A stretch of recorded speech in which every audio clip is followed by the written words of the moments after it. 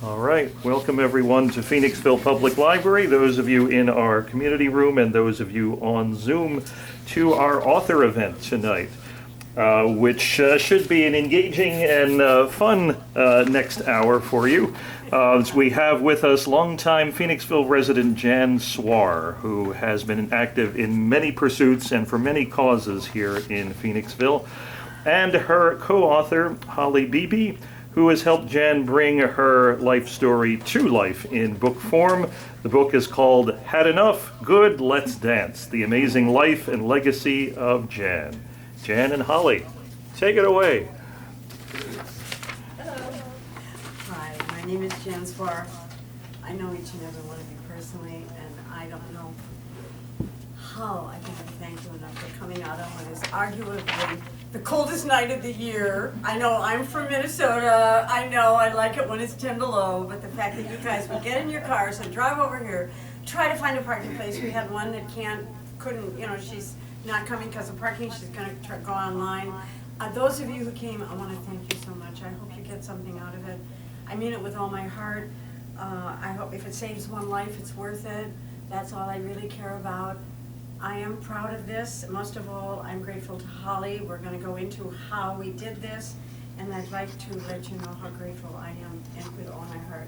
Hi, Pastor. That's my minister. Oh, boy. Hi there. Okay, well, it's not X-rated, but, you're going to get the good, the bad, and the ugly. Okay, it's right here. All right, here we go. All right. So anyway, what I did not want is a 386-page. People have been begging me to do this for a long time. I had done something years ago, which is something I cannot sell or publish. It's only for friends. And it has my favorite thing on it, and I'll cry, but when I stand before God at the end of my life, I would hope that I would not have a single bit of talent left. I could honestly say, I used everything you gave me. That's Anna Brownback.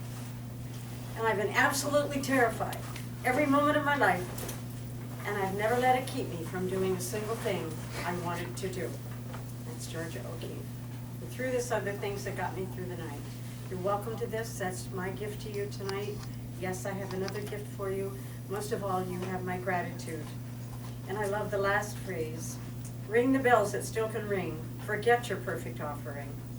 There is a crack in everything. That's how the light gets in. So that will come along. I just can't, I can't sell it. But I didn't want a big long book with 300 and some pages of, oh, he did this, oh, he did that, oh, it happened, and this is it. I wanted to be, okay, hey, it happened. I don't want it to kill me. What did I do to get over it? And it's going to be a happy story, even though there is a dark side. And that's what I hope and pray that you get out of this. So I was at my neighbor's house, Marina, and I happened to know this lady, Holly, and who I've known through music circles, one of the most talented people I've ever known, had written this about Alex. She owns the coffee house in Norristown called Coffee Talk. I've been there, a friend of mine, and Marina pulled it out and I went, that's it! That's what I want. Something you can keep by your bedside, turn to it. If something bothers you, read inspiration and everything, and it's exactly what I wanted, and it's question and answer form. And that's what my book is like. I am having it published by the UPS store here. I want to thank them. Jess, I want to thank you. There's Jess Casabon. You're one of the people I want to thank. Ron and Tian Fong, I want to thank you publicly. You were the one that forced me on the way to dance class to go to Laurel House, domestic violence, and confront these issues. So I am going to touch on issues that are very sensitive, but hopefully in a lighthearted way. But here we are, and Holly will ask a question, and I will come up with the answer, so it's more like a conversation between friends. Easy to read, not overwhelming, and easy to digest.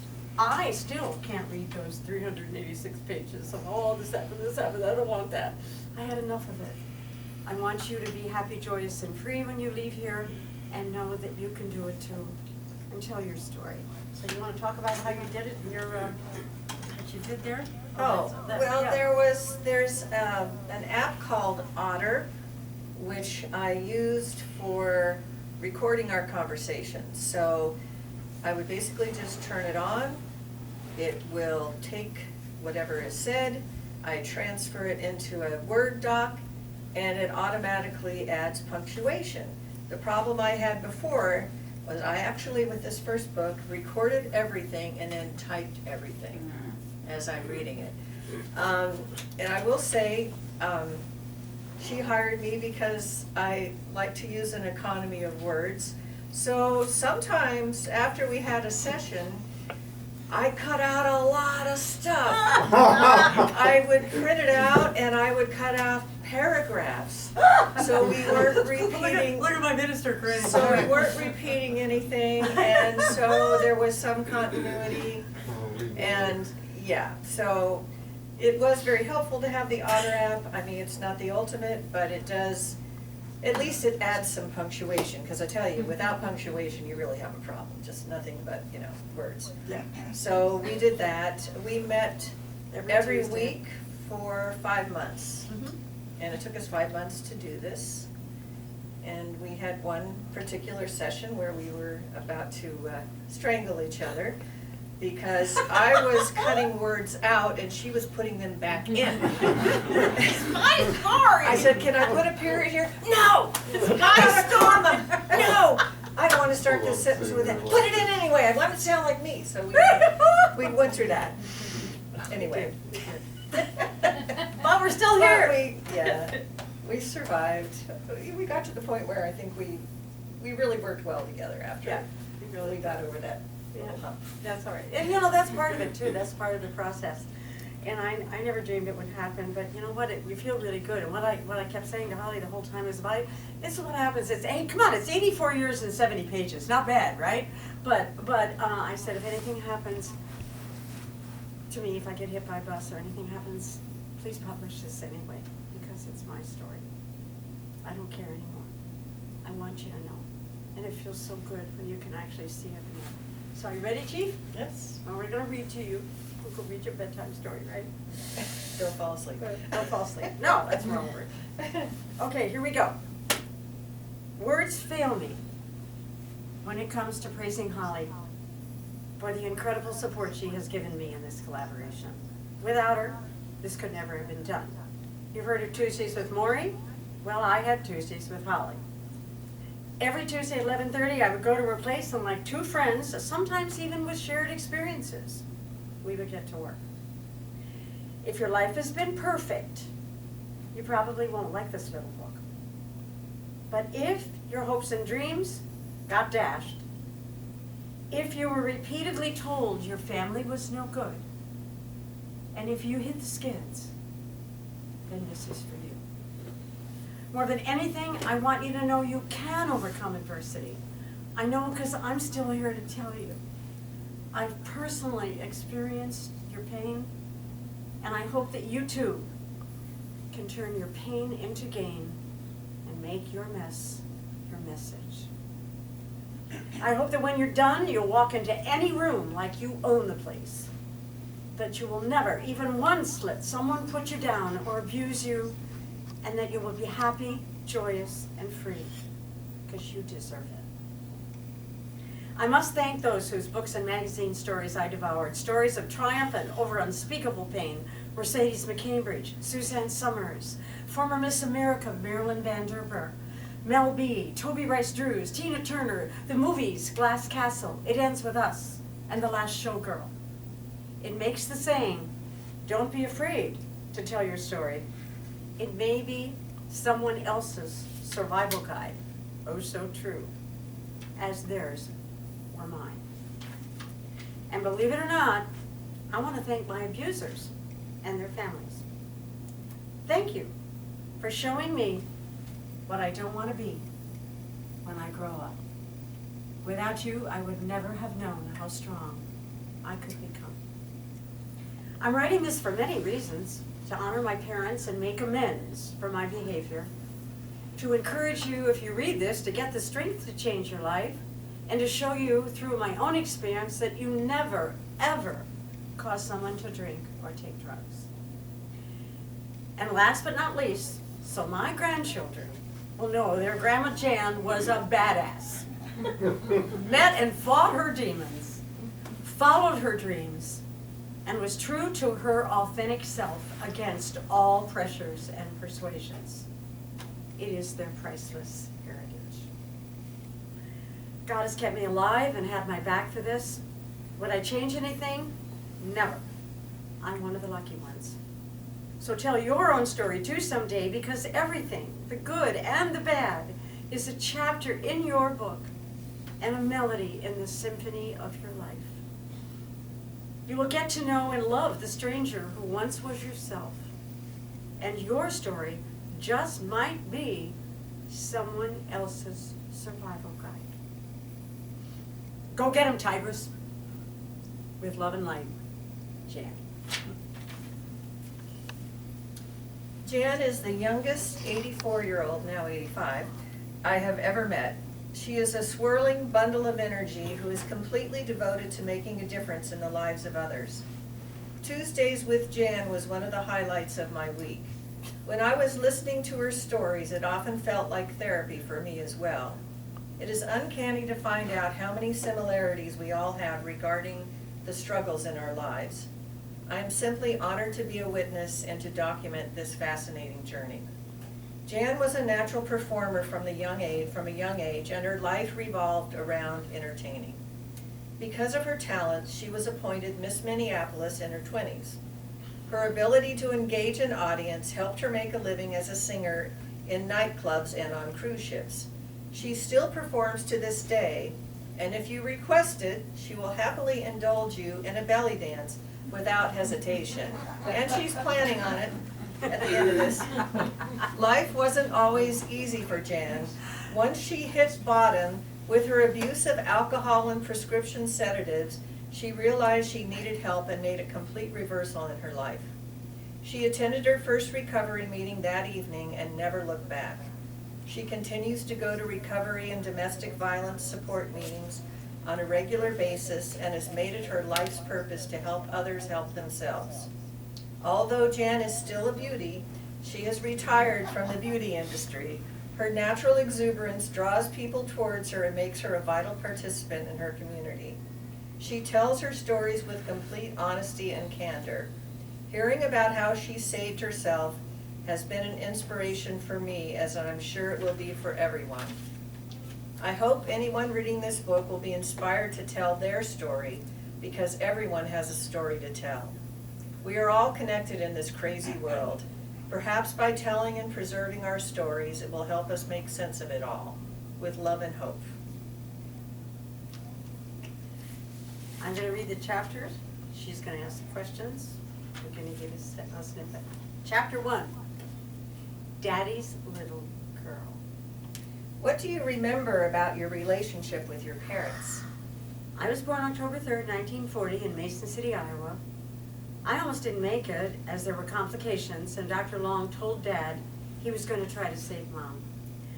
I guess God had other plans. So here I am. Mom was terrified of me. She was always devoted to me. She was absolutely beautiful. Her smile would light up any room. Sadly, I learned later that when I was born, Dad had told her that I would always mean more to him than she would. I have no idea how she stood it all those years. I looked a little like Shirley Temple with the curl in the middle of her forehead, and I was absolutely already Daddy's object of worship. I've tried to make that all up to her now that she is gone. I'm sure she died of a broken heart. Was Shirley Temple popular when you were young? Why else would I have that little curl in the middle of my forehead? Do you think your father was trying to make you into another Shirley Temple? No, but he tried to make me into a Lawrence Welk champagne lady. My parents had a band, and some of their members actually ended up touring with Lawrence Welk. Can you tell me a little more about your parents' band? Mom and Dad had a dance band in South Dakota where they played for barn dances. The band was called Snyder's Charmers. Mom played, that's my grandmother's name. Mom played the C melody saxophone, and Dad played the banjo. It's the part you more to the So story. each chapter has a picture that's representative of that chapter. Yeah, I can get to a couple of them there, but this is me with the hula, that is not from high school, but that is my poodle skirt. Chapter 2, hula hoops and poodle skirts, junior high and senior high school. What is your earliest memory of junior high school? The girls all wore poodle skirts and crinolines underneath.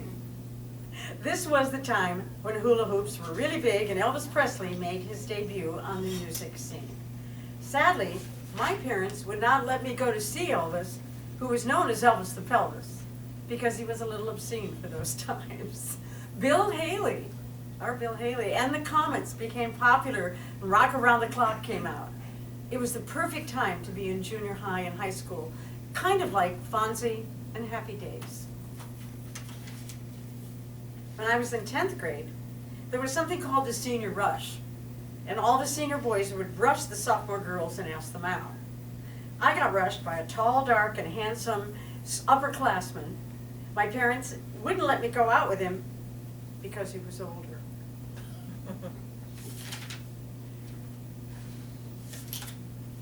Chapter 3, Good St. Olaf Girl.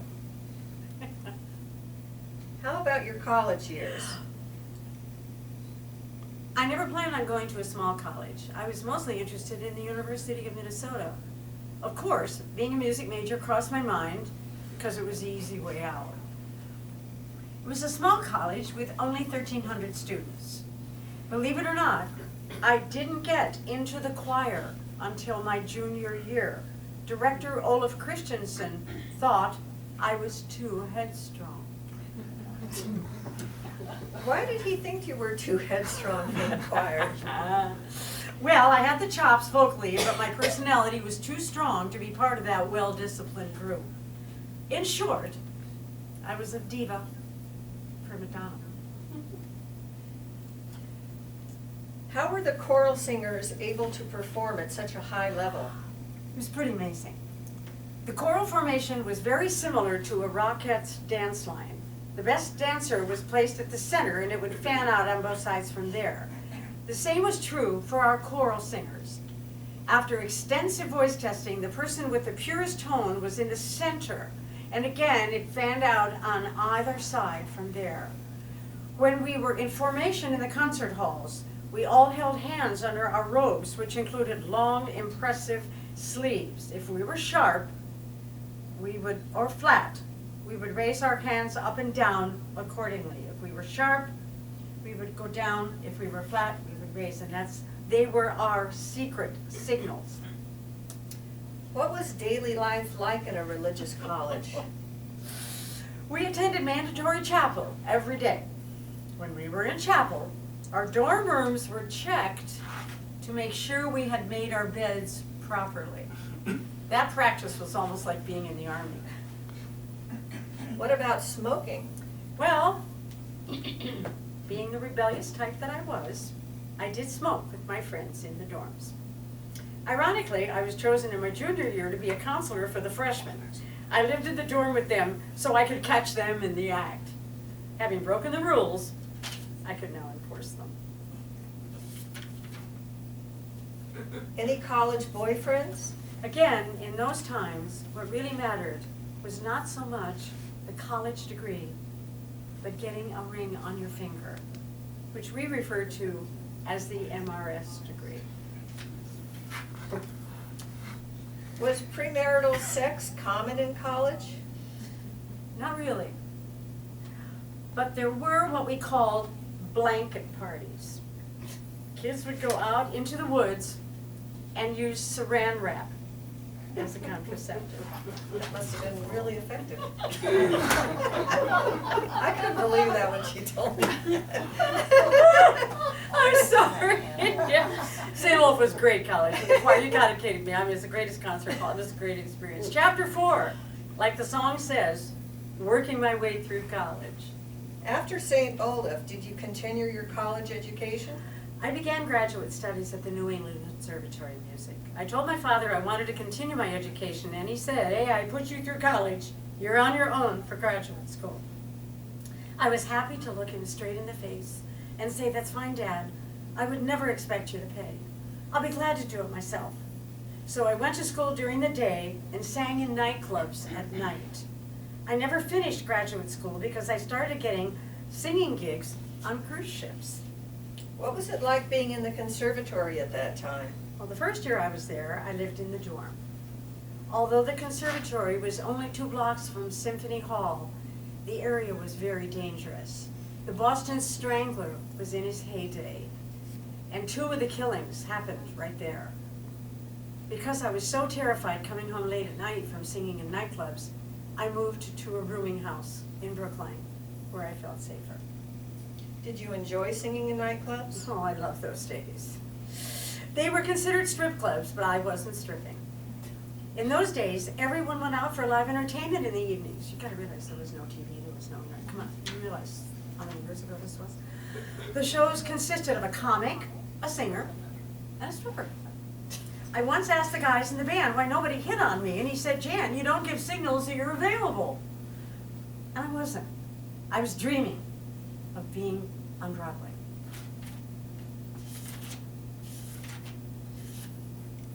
More to come. Chapter 5, the show must go on. Oh, Oh yeah, she's quite glamorous in this photo.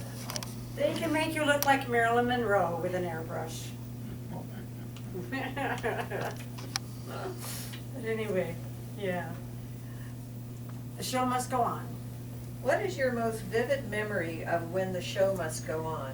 The day President John Kennedy was assassinated. Since the Kennedys were from Boston, the town was completely still. I was supposed to perform at a small nightclub in Brighton, a Boston suburb, and we made the decision that the show must go on. Believe it or not, there were people in the audience that night. I'll never forget it. We felt we had a mission. It was really extraordinary. We knew the reason we were there. People need diversion in a crisis. What are your favorite memories, of performing in the clubs? Okay, here it comes. My favorite time was when I opened for a big name stripper, Anne Howe. Remember, my maiden name was Jan Howe, right? They thought it was a misprint, who was one of the most famous of all time. When I walked out on stage and was introduced as Jan Howe, they were expecting to see her. The place was packed because she was a big deal. She had a 48-inch bust, built 48 by the tape, and I was a skinny mini in a ball gown. I looked at the crowd with a wink in my eye, and I said, "Sorry, but nature's forgotten I stuffed with cotton." Then I turned to the band and said, "Hit it, boys," and started singing. Ironically, they loved it, and I became very popular on the strip circuit. Once I shared a dressing room with a stripper who did bumps and cries while standing on her head. Now that's an acrobatic dancer. She made 5 times the money I made and was putting her husband through dental school. All my stripper gal pals told me I should go down to a G-string and pasties and sing opera. It would be a good gimmick. Remember Gypsy Rose Lee? Gotta get a gimmick. It's real. This was when vaudeville was coming to an end. I had no clue how great this was historically. It was literally the end of an era. It's over and it's gone. I would go back in a heartbeat. What kind of drinks did they typically serve at the nightclubs? What most people don't know is that during that era, spit-back drinks were very common. I would order a shot and a soda chaser, like a ginger ale or 7-Up. Now remember, it was dark, all right. When I took a sip of the drink, I held it under my tongue, raised the glass to my lips to look like I was drinking the soda chaser, but I was actually spitting the alcohol back into the glass. Then I would give the glass back to the waiter. And the next time somebody ordered Seagram and 7, the bartender would give them my spit back. You'll never order a mixed drink again, so help me. All right, they did this to save money, and the customers had no idea who was going for this. it like working with the booking agents? My manager in Minneapolis had the talk with me. He told me straight up that a club owner or agent would sleep with 3 gals, the audition couch, and hire the 4th. So I never had a problem at all, honest. I would tell you if I did. And I think it's worse today than it was, but, you know, the auditions, so, yeah, all right. I was a member of the American Guild of Variety Artists that included live entertainers. They actually have a retirement home for retired entertainers, and I dreamed of being there one day. Chapter 6, better a neighbor nearby than a relative far away. Nature versus nurture, getting into marriage. What were your relationships like with men in general? Even though I had been awarded beauty crowns and appeared to have it all together on the outside, underneath it all, I had a talent for choosing abusive men. When I later met my husband, his parents were highly critical of my father, who had lost his mind due to cardiovascular disease caused by smoking. They were very cruel about my dad's illness and looked down on him. His smoking had caused dementia because the oxygen couldn't get to his brain with the arteries and veins clogged. Later in life, this is one of the major reasons I started the support group for non-smokers. Did you notice any red flags in the beginning? Oh yes, there were huge red flags. Sadly, I believe that I was damaged goods due to Dad's illness despite my various accomplishments. One of the reasons I'm writing this book is that women who are being abused will read this and know that they are not crazy. What were some of the signs that your ex-husband was being abusive towards you? I promised you in the beginning this would not be a huge listing of abuse stories, but rather victory over them. And I meant that. I prefer even now not to list them, but they were frequent and legendary. Sorry. What was the relationship like between your ex-husband's father and mother? If a man ever tells you you remind him of his mother, run like hell. Did you go to therapy for the abuse? When we moved to Pennsylvania, a local pastor referred to a psychiatrist, but he turned out to be a sexual predator. Since I was starved for love in my abusive marriage, I was an ideal target. I never wrote out my experience in a Me Too memoir, but when I finally got sober 30 years later and realized that everything that had happened with the psychiatrist, it scared the out of me. Another reason I'm writing this book is so that others won't let anyone target them like that. A major reason I got sober is so I would never be screwed over by anybody. Those who would make you feel less than you are, that's the greatest evil. Chapter 7, the hell and horrors of addiction. Sobriety doesn't take you to heaven, but it opens the gates of hell and lets you out. What is your first recollection of going down the path of addiction? First time I remember getting drunk was when I got out. I'd gone out with a fellow from my high school class after we had graduated. When I came home, my father saw I was in an inebriated state. The next morning, when I had a huge hangover, he put a wad of cotton in front of me and said, "Here, take this. Maybe it'll help."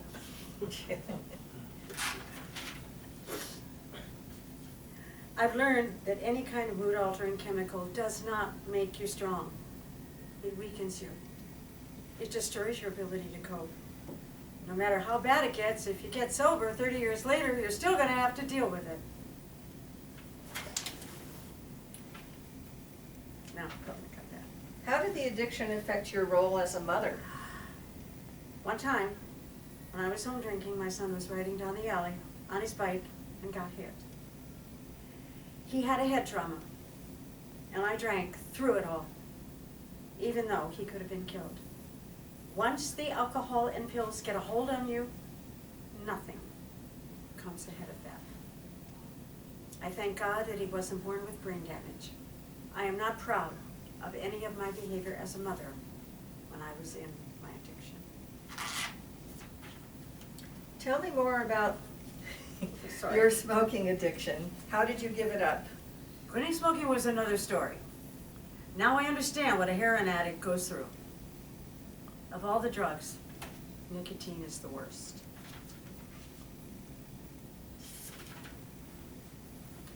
Can you remember a specific time when you were, sorry, you can't be moving the book while I'm trying to read. I'm so sorry. I'm so sorry. Can you remember a specific time when you were really tempted to drink after you became sober? Like it was yesterday. I was driving up Route 724, and I saw a little roadside bar there. I just wanted to stop in and get a drink. I went to a meeting immediately and shared it with the group. Nobody would have known if I stopped for that drink, and I didn't have to tell anybody. But I would have known. What have you learned about yourself from this journey? I've learned that no one ever drives anyone to drink. We drink because we want to. I stole Dad's tranquilizers when he was sick. I took full advantage of their weakness. This is in all caps and bold. Never, ever let any addict convince you that you drove them to use. A strong woman will automatically stop trying if she feels unwanted. She won't fix it or beg. She'll just walk away. Chapter 8. There's something wrong with my picker. My pattern of choosing unhealthy men. What is your earliest recollection of choosing an unhealthy man? After 3 really bad experiences, I realized I had a talent for picking men with lots of problems and abusive tendencies. I didn't know what I was doing at the time, but I know now, and it's definitely made me sadder, but wiser.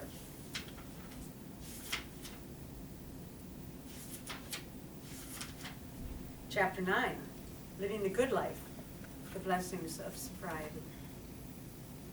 You recently found some statistics about addiction that support your experience. Can you share them? Of course. 10 out of 10 addicts want to recover. 8 of them will try. 6 of them will go to rehab. 2 of them will succeed. So be proud. You're one of the 2. Now, go help the other 8. How would you describe the various phases of your life? When I was singing on the cruise ships, the magician looked at me once and said, "There's an unfinished symphony in your life." He was so right. I can now write the full score of my symphony. Allegro, growing up. Scherzo, the hell and horrors of addiction. Adagio, recovery and the serenity that it brings. Victorioso, is that a word? The victorious life God and recovery have given me.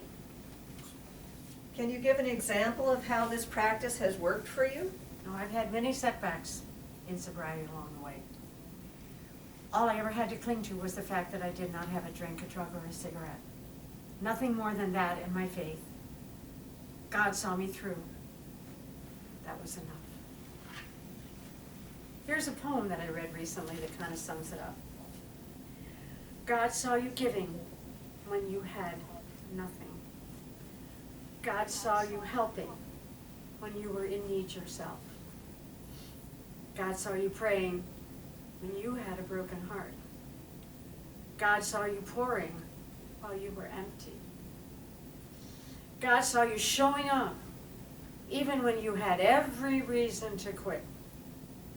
Now, God is about to reward you for your faithfulness.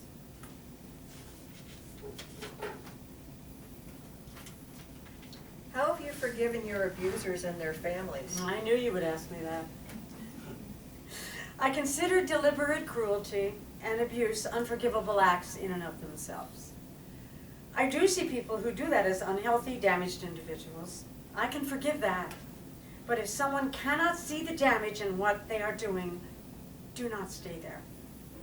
Forgive yourself and move on. Chapter 10, the legacy I would like to leave. my hopes and dreams for you. What is a legacy you would like to leave, Jan? Don't sell yourself short. Don't let anyone kill your dreams. Always have faith in yourself. It's possible to rise above bad circumstances. Don't harm yourself.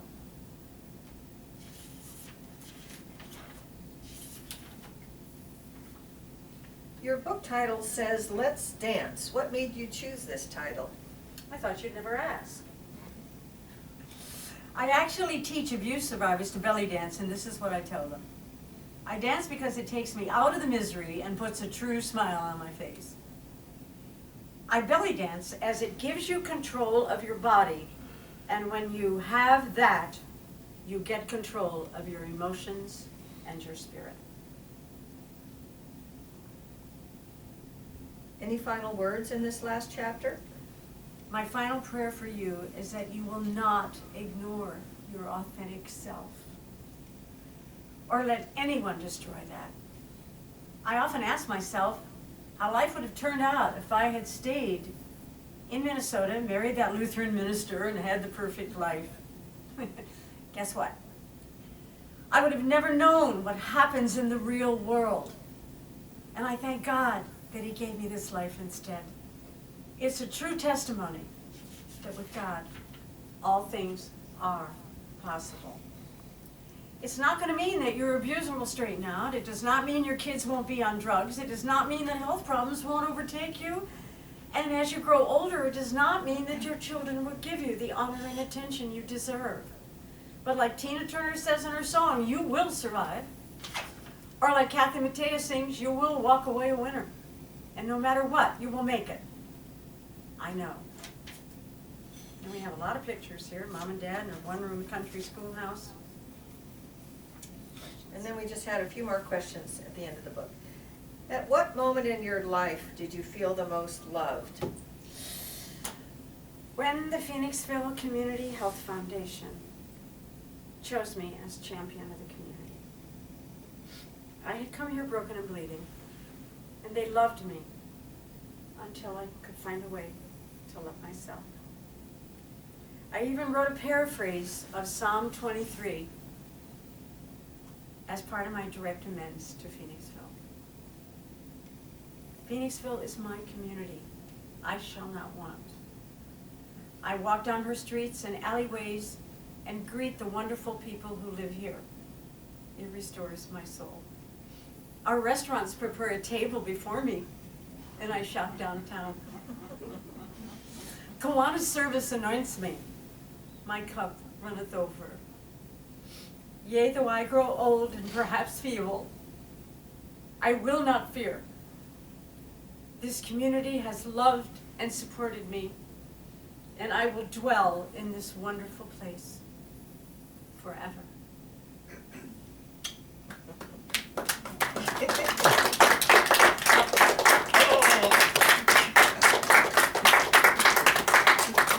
How do we do time-wise? Oh, you're fine. We've Yeah. got 20 Anybody minutes have here. questions? We're going to Yeah. do questions and answers. That gives me time for a longer belly dance lesson. That's pretty good. Yay! Yeah. Where can the folks on Zoom get your book? Well, you can call me. We'll figure it out. I do have. Why don't you? I'll tell you what you do. I have. By the way, I have. I have Venmo and I have Cash App, and I guess you do. There's a thing. But if you just want to, I have a card. But I'll tell you guys right now. Just send me a text, and we'll deal with it. I know you. I see who's there. You guys. We can do it, Jess. I mean, I'm going to bring you your, I want to get out there to Pittsburgh. Jess has moved away. She's my big inspiration. You always were there for me. And yeah, and I hope you enjoyed it. So I would say my cell phone is 610-469-4191. I want to inscribe it for you, of course, and write you and thank you. So we'll figure it out that way. Here, I've got him here. But the main thing, if it saves one life, that's all I care about. It's scary to tell your story. I mean, I wanted to run away. Don't think I wanted to run away a lot of times, but do it. I hope you guys go out and do it too, right? It can be done, and do it before something happens. I kept saying to her, if anything happens to me, Holly, please publish this, because sexual abuse and predators, it's all going on today. I learned that 10 pound, that's why, I mean, she worked on me until I was afraid to go for help, for years because of that, you would be too, and finally I went, thank God, or I don't know if I'd be here today, you know, I was ready to, you know, but I've always just had one prayer, don't let this kill me, you know, these are the things that can, but it's also the stuff the books are written about and plays are written about and stuff, so do it, we've all got a story to tell, right? And you can do it, you know. I would just read stories of people who come through it like crazy. I read all the biographies, you know, all the books out, you know, bought them all, read them, so that I could, if they could do it, and if they hadn't done that with their lives, I wouldn't be alive. So I figured I'll give it a stab. So 84 years and 70 pages isn't too bad, right? How did you come to meet Holly and then start I knew her through start the music, process exactly. of the book? And when I knew her through music, and Paul Wentworth and everything, and I knew her and I knew her talent, and so we musicians find each other, I guess, and everything. So when Marina showed me the book, I went, that's it, that's what I want. And I was trying to think, what do I really want to do? I wanted it to be quick and easy, not quick and easy, but you know what I mean. And this was perfect, right? You like that idea? It's fun, isn't it? Okay, so I went, and then I texted her, I emailed her, and she didn't answer me for a while, right? I said, oh, she doesn't want me. Oh no, she doesn't want me. You didn't even know, maybe I did a Daisy Fine story. Anyway, and then she took me in. And the rest is history, right? She took me in. Yeah, she said sleeps yes. on my couch now.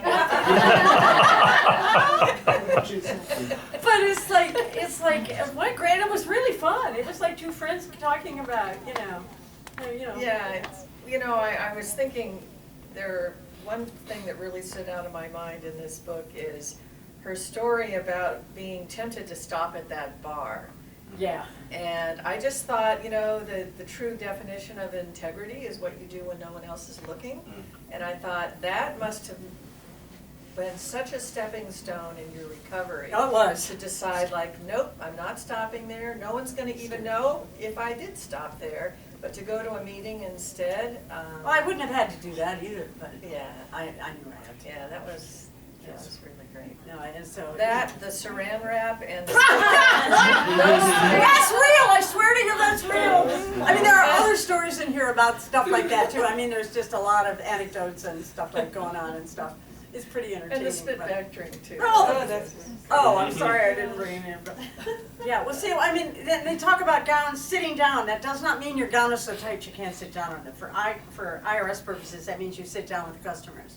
And on cruise ships, many times they were subsidized. We would get free liquor and free beautiful gowns. And oh, Jan, the gown you wore in the show is so beautiful. Oh, I got it at Cabin House in St. Thomas. You know, stop at St. Jerry, and you know, blah blah blah. Now all that stuff's at Forge Theater now. I gave all those gowns. And all right, well, we have time, but they said I went to the real Filene's basement, not the one now that's a chain. The real one where they fought over, you know, in Boston. You heard about that in the junior league, and where they'd fight over the stuff. And they said I was the best dressed girl singer in Boston on the ball gown. Oh, I've got another story that's in here, but it's true. I went storming into the Union after that Ann Howe, that strip joint. Remember? How dare you? I'm Miss Minneapolis, Miss Minnesota. How dare you book me into a strip club? And the head of the agency, when I kid you not, this is a true story, as long as we have time, he put me to the wall. A lady is a lady wherever she goes. Yeah. You bring them up to your level, don't you dare go down to theirs. I needed that. Come on. I did, yeah. Yeah, I was a little Miss Pretty with the curl, right? The beauty crown. Come on, man, I needed it. He put me straight to the wall, and I needed that. That was a part of it, but it was the best thing that ever happened. And those were the days. Remember? Does anybody remember Norm Crosby, the comic, where he messed up his lines? He did that. He was a buddy of mine. We'd all meet at the Bradford Hotel in Boston. We'd all talk about where we were going and, you know, booking. And we worked for several agents and signed contracts, you know, and I'd be all over the place. And so we'd all hang out there and everything. And those were the days. I mean, there was no live internet. There was no internet. There were no cell phones. There were no, you know, there wasn't even TV. You went out. And Ralph Cramden on Jackie Gleason, his brother owned a bar in South Boston. You know, I mean, it's this thing there. You know, it was like, no, I mean, it was fun. And it wasn't as bad. Would I go back today? Probably. It wasn't gentlemen's clubs. It was pure entertainment. I mean, there were things going on in the parking lot, maybe. hot sweaters in the back of the car or something. But you know me, I was right out of college, working my way through. I was young. I was probably younger than you are now, right? Really young and stupid, and I was just on my way singing. The idea is to work 40 weeks a year if you're going to be a success. You had to be booked for 40 weeks a year. Whether it's, and you know what, when on the cruises they were full of, they were wrapped in chinchilla and everything, and I would go back to those little joints in a heartbeat. That was really fun. I got rid of the high seas real fast, you know, 2 shows a night, 7 nights a week. I wasn't going to sing the Italian street song anymore, but you know, it was all I was doing the light opera, but they loved it.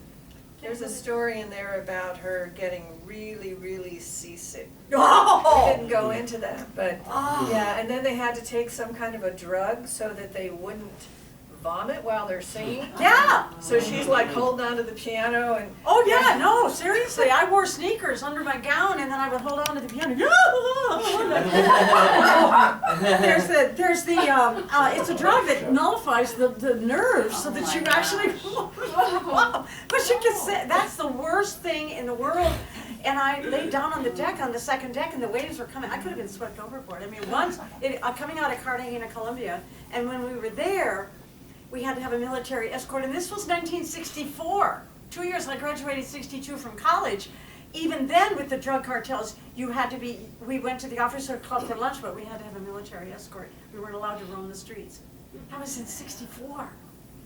I mean, my gosh. So I'm saying, but look at that. Now, to this day, I've never paid my own money to, I had 2 years worth of cruises. I want to go someplace else, you know. But, it's, you know, I like to hang out with the locals. I don't want to just, you pay for ship for it. And anybody like cruises around here? Yeah. I mean, they're a lot of fun, but I want to, you know, in those days, there's a lot more to do on a cruise ship now. You know, I would go down the crew gangplank because they were kind of snooty and well, I didn't want the natives to know that I was one of them, you know. And sometimes because they held back half of our salary so that we wouldn't blow it in the duty-free ports. I would bring home I got my wedding Spanish mantilla down in Curacao. I would get, Curaçao's the big one for duty-free and everything. I bought my parents sets of dishes. Come on, I brought it all home. You know, you could blow your whole salary. So they only paid us half. And the rest when we got back in New York. And then I kept a room at the Times Square Hotel. Lived there in New York and everything.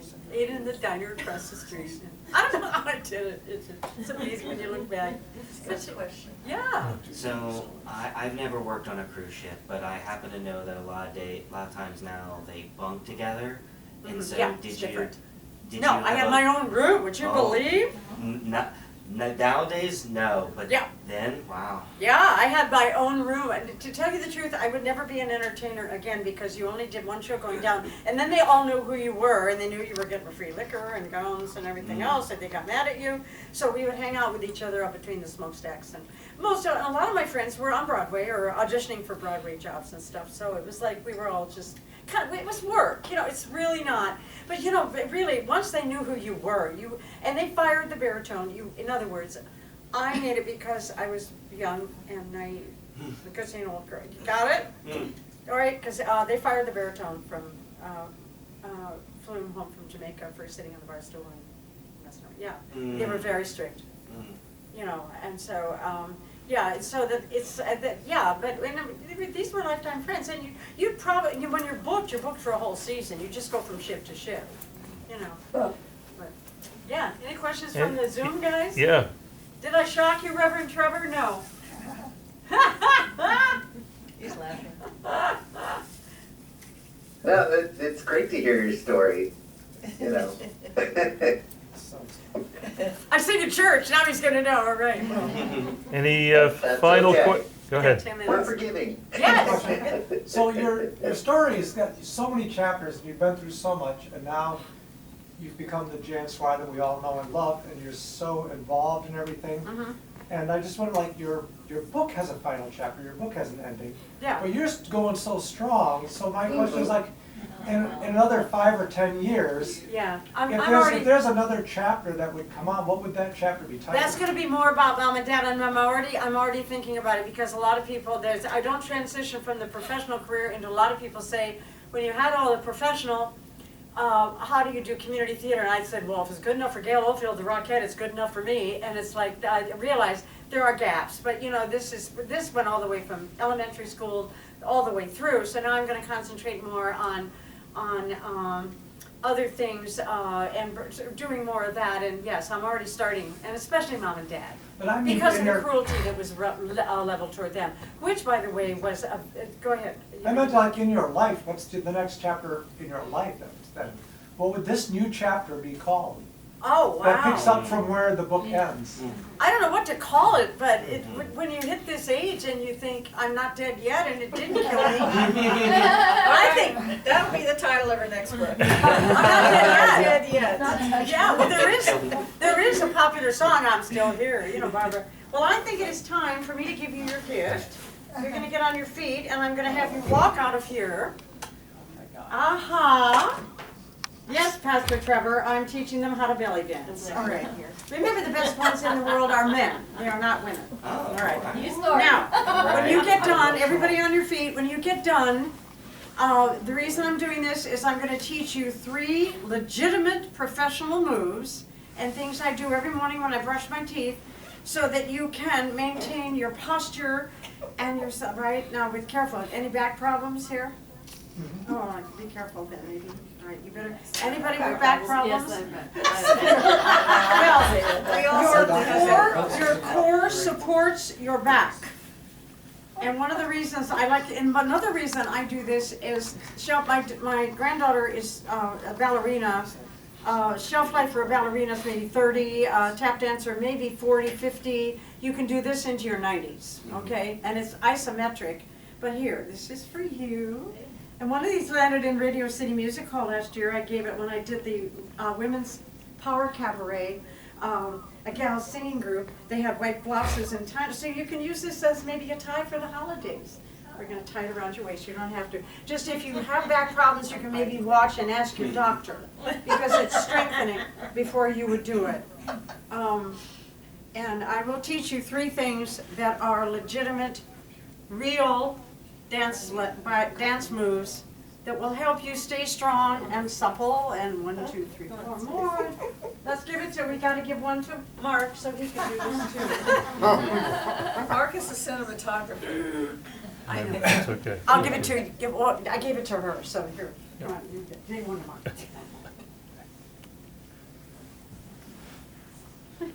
They all have moves. Everybody wants to see the bunny hop. You're such a gas, Jan. That is true.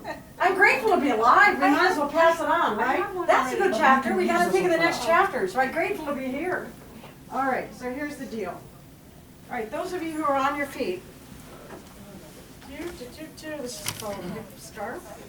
I was going to bring one of the fancy ones, but now, what I want you to do is all the time on any dance, put your feet directly under your shoulders, all right? Then, Ollie, are you getting up? No, I'm watching. All right. I want you to just bounce very lightly. Go ahead. None of this is going to strain you. None of this will hurt you. I'm not doing any upper body. That's where you can break a rib. All right?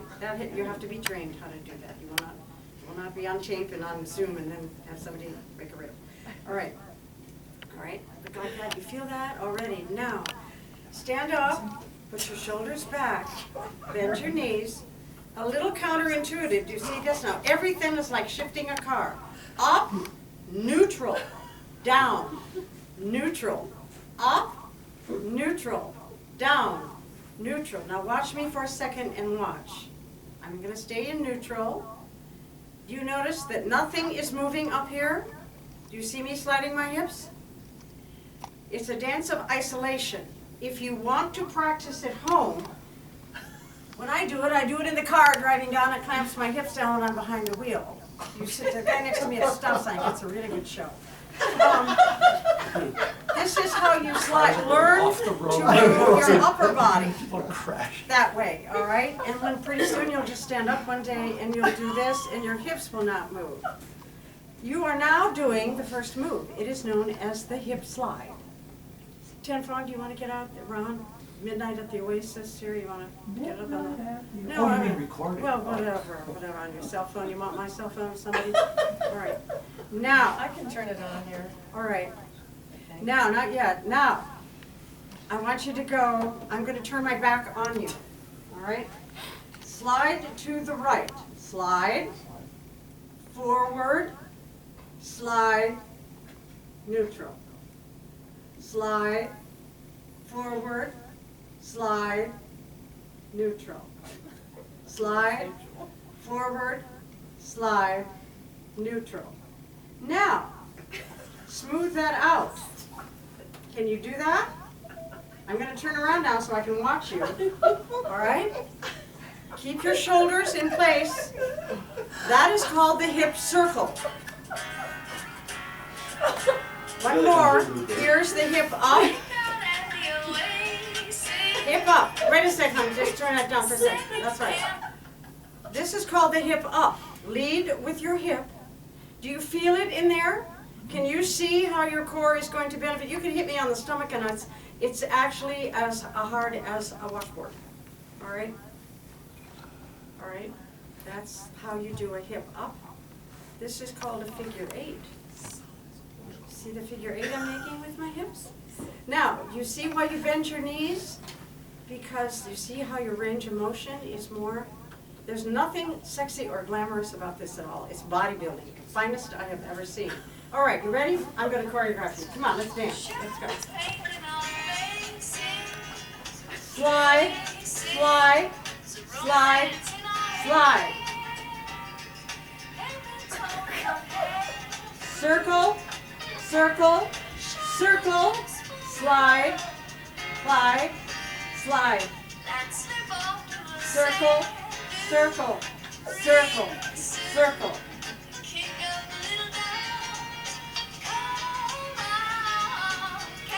That's 3. You want another one?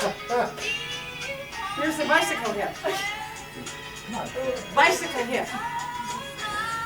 So you got hip up?